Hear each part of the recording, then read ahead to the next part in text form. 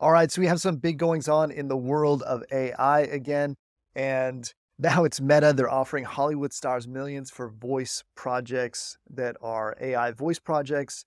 Hollywood is really conflicted about this because the actors don't like it because the model seems to be what these companies want to do is license the voice one time and then be able to reuse that in multiple projects. Now, this is behind a paywall, but behind a paywall, it talks about this. They're talking with iconic actors such as Judi Dench, Aquafina, and Keegan Michael Key.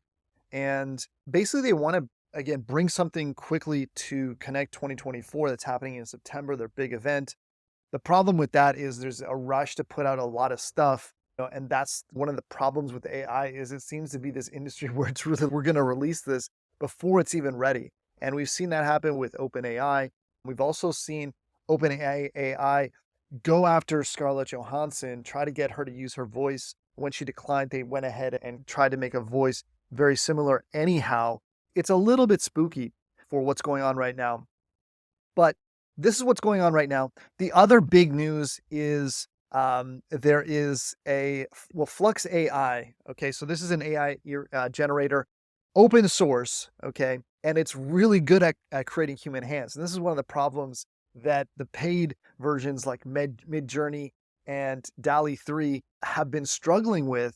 And this just looks phenomenal. So AI startup Black Forest Labs, they've opened this and it is accessible. These are some of the images that they have generated with this, obviously showing the hands, frosted prick. So some humorous things there.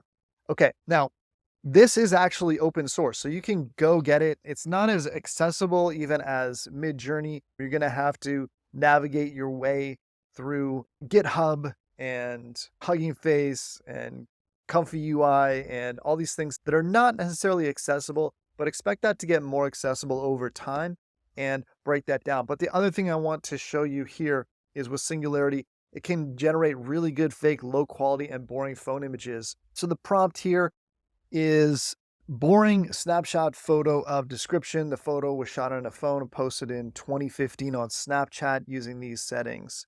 And these are the exact images. And this is pretty interesting because, again, these look like real pictures, particularly this one.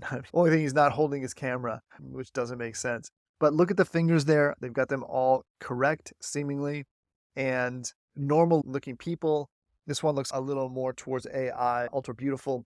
But it's interesting that we're able to get to that. And with what's coming with video, this is going to make it very convincing when people want to fake anything.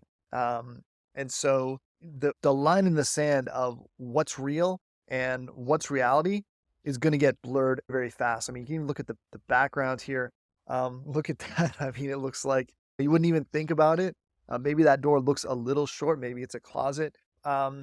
We're on a new frontier here. Anyhow, Flux AI, very interesting, and it has outputs that are really high and generally favorably comparable with DALL-E 3 from OpenAI, and it's got a photorealism that seems very close to Midjourney 6. Again, Midjourney has been improving. This is only going to get better and more effective. Anyhow, fingers. They've got the fingers. What do you guys think about Flux? Let me know in the comments.